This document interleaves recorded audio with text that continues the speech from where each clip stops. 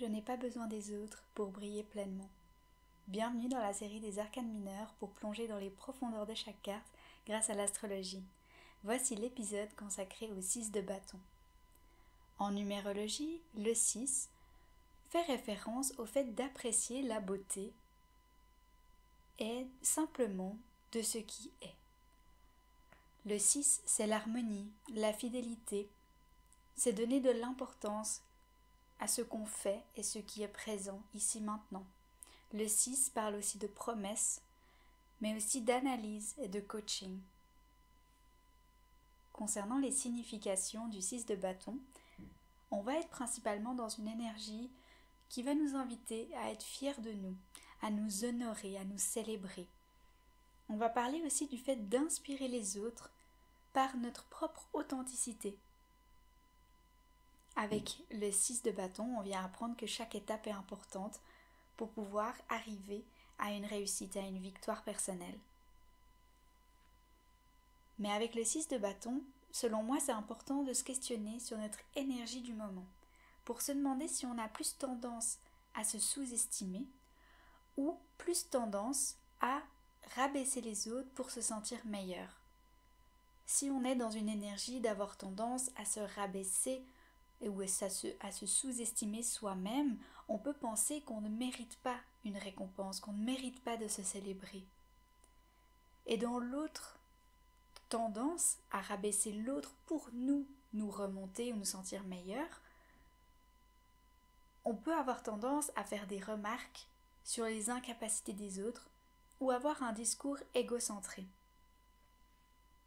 Dans les deux cas, le 6 de bâton va nous inviter à nous questionner sur nous-mêmes et sur notre manière qu'on voit ou dont on considère la victoire, la réussite et le fait d'être fier de soi. Avec le 6 de bâton, on vient apprendre à célébrer notre réussite, notre succès, notre victoire, à être fier de nous. Et puis que finalement, cette célébration de la victoire, de la réussite, c'est un processus de soi-même à soi-même et qu'on n'a pas besoin de venir rabaisser autrui pour nous s'augmenter. Encore une fois, on vient apprendre que chaque étape est importante et qu'il n'y a pas de petites victoires, de petites réussites, qu'on peut prendre le temps de célébrer chaque petit moment. Et c'est important aussi d'apprendre à se laisser inspirer parce que notre propre réussite peut allumer d'autres flammes, mais que nous-mêmes, on peut être aussi allumés par la flamme d'autrui. En astrologie, on vient travailler avec l'énergie du lion, parce que le lion, c'est grâce à lui qu'on va se permettre d'avancer dans le monde avec fierté. On va se traiter comme une reine, on va porter cette couronne pour marcher fièrement. On va oser briller, oser se montrer au monde fièrement et de manière authentique, parce qu'on sait suivre notre cœur, on sait suivre notre vrai soi, pour pouvoir avancer de manière authentique. Mais encore une fois, autant dans le 6 de bâton, et spécifiquement avec l'énergie du lion, on vient faire attention à ne pas se croire supérieur, ne pas être dans cette énergie qui pense qu'on a besoin de rabaisser les autres pour se grandir soi-même. Parce que finalement, si on se laisse guider par notre ego, dans nos choix et dans nos décisions, on peut avoir tendance aussi à donner trop d'importance aux apparences.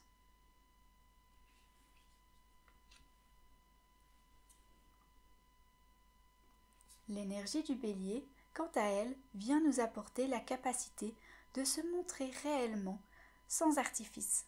Avec le bélier, on n'est justement pas du tout dans la superficialité et on va venir éliminer tout ce qui nous empêche d'être pleinement nous-mêmes, dans notre réalité et dans notre vérité et de la vivre pleinement.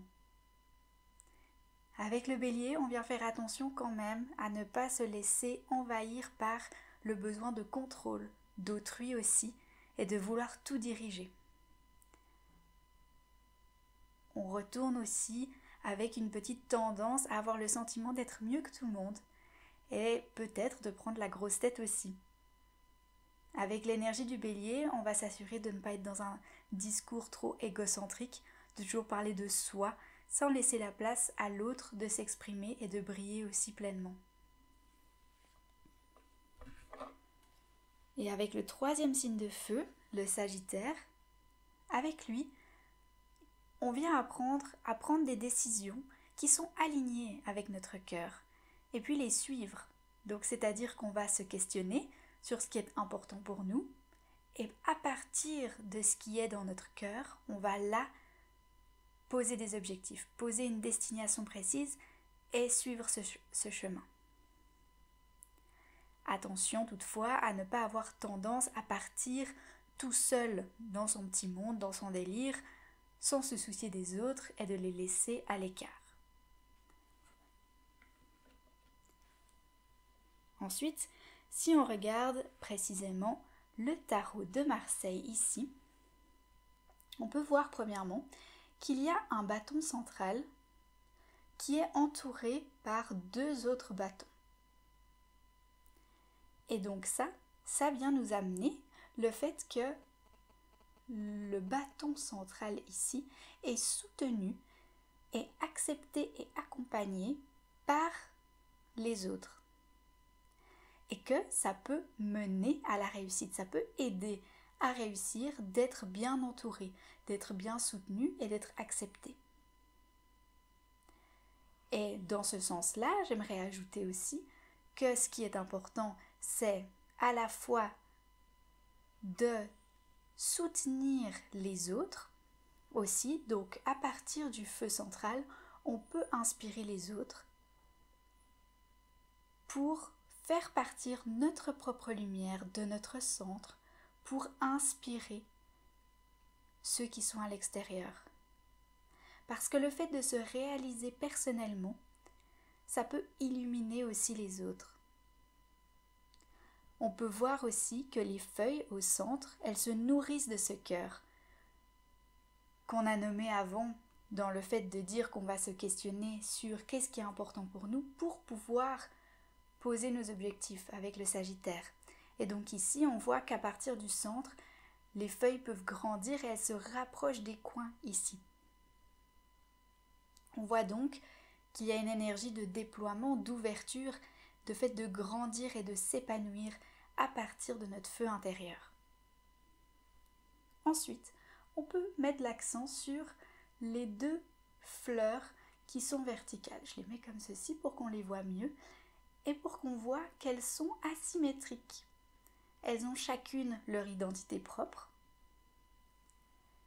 Et ça nous rappelle qu'on est tous différents les uns des autres et que la complémentarité fait aussi la force. Alors il peut y avoir une des fleurs qui est plutôt réceptive et l'autre qui est plus dans l'action. Mais l'idée ici, c'est que c'est dans la complémentarité qu'on peut trouver notre force. Et finalement, avec le 6 de bâton dans la numérologie, donc le 6 représente la beauté, le bâton peut représenter aussi la sexualité, et donc les 2 combinés, ça peut être de voir la beauté de la rencontre sexuelle, de s'ouvrir à l'autre dans sa différence. Si on regarde maintenant les autres représentations du 6 de bâton dans les autres tarots, on peut regarder qu'avec le tarot des rêves de Gaïa, il peut y avoir une notion de négociation et une sorte d'arbitrage, comme s'il y avait une diplomatie, mais aussi une guérison de la complémentarité. Dans le Vision Quest, on parle très clairement, de manière évidente, de la victoire, comme il le nomme ici. La victoire qui nous amène cette idée de la couronne de laurier qu'on peut voir de manière assez présente dans pratiquement toutes les représentations. On la voit ici dans le tarot Morgan Gray, où on voit vraiment la couronne de laurier ici. On la retrouve ici aussi chez le Lilifer Tarot, sur le serpent. On le voit aussi ici la couronne de laurier, elle est là.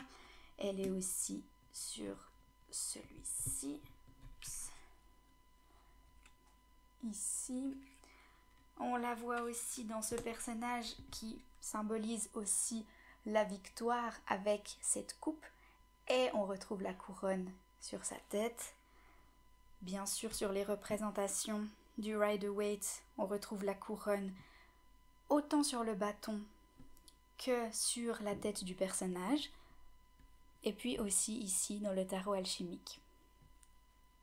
Ce qui est intéressant aussi de constater, c'est que ici, dans cette représentation, on note une boule d'énergie verte au coin ici, qui va influencer la victoire du personnage central. Et cette boule d'énergie verte, la couleur verte symbolise la richesse, la réussite, l'argent et la chance. Dans le tarot alchimique, ici présent, on voit l'énergie de ce personnage avec sa couronne de laurier comme dans toutes les autres représentations. Et on voit que ce personnage va venir partager sa flamme pour contribuer au plus grand. Ce qui est intéressant, c'est encore une fois cette idée que lui-même peut inspirer les autres, mais que les autres peuvent l'inspirer lui. Et donc il se laisse à la fois influencer par l'énergie qu'il retrouve autour de lui, qui va pouvoir allumer sa flamme grâce à eux, mais il va aussi pouvoir lui-même allumer des flammes.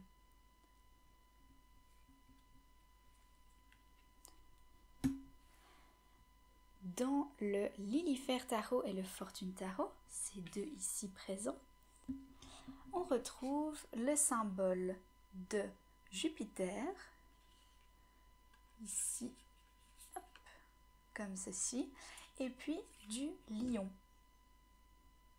dans les coins. Et donc, si on reprend ces deux énergies, on a l'énergie du lion, je vous en avais parlé avant, qui nous invite à briller, à se montrer fièrement soi-même, et l'énergie de Jupiter qui, elle, aura tendance à amener des excès, de l'intensité.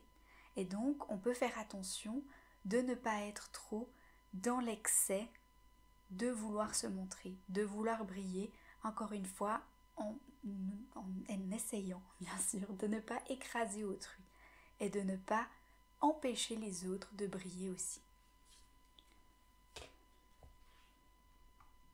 Dans l'After Tarot, ici, on voit que le personnage qui était de base le centre de l'attention, qui remporte la victoire sur son cheval, il a son bâton en dessus des autres et une énergie de supériorité par rapport aux autres. Il est plus grand, il est plus haut, c'est lui qui a gagné et pas les autres. Mais ici, on voit que ce personnage transmet aussi la victoire à une autre personne. Et donc, c'est cette énergie qu'il faut se rappeler de la victoire, d'être fier de soi. Si on a tendance à se sous-estimer, à se dévaloriser, mais à ne pas oublier aussi de transmettre cette gloire et cette victoire à l'autre, mais sans nécessairement avoir cette position de supériorité. De moi être supérieur et que, bon, toi aussi t'as gagné, mais bon, ça reste moi qui sais mieux, qui suis plus grand, qui suis plus haut. Et donc c'est cette nuance à avoir de s'apporter cette fierté, de mériter de se célébrer en apportant de l'énergie aux autres, sans nécessairement les rabaisser en ramenant une supériorité sur soi-même. Et donc pour finir avec cette énergie, je voulais quand même aborder la représentation ici de ce tarot des rêves divinatoires du Corbeau qui nous montre que chaque étape est importante. Un point après l'autre, un pas à la suite de l'autre qui va nous amener vers cette victoire, vers cette réussite, mais que chaque pas est déjà une victoire. On voit que chaque pas est important et mérite d'être célébré. On peut donc se poser la question, Comment puis-je m'honorer davantage, de manière générale, dans ma vie? C'est important de pouvoir se célébrer, s'honorer et se dire bravo, peu importe l'étape accomplie. Voilà, merci d'avoir regardé cette vidéo. N'hésitez pas à aller voir la description pour avoir les références des tarots utilisés dans la vidéo ainsi que ma bibliographie. À bientôt!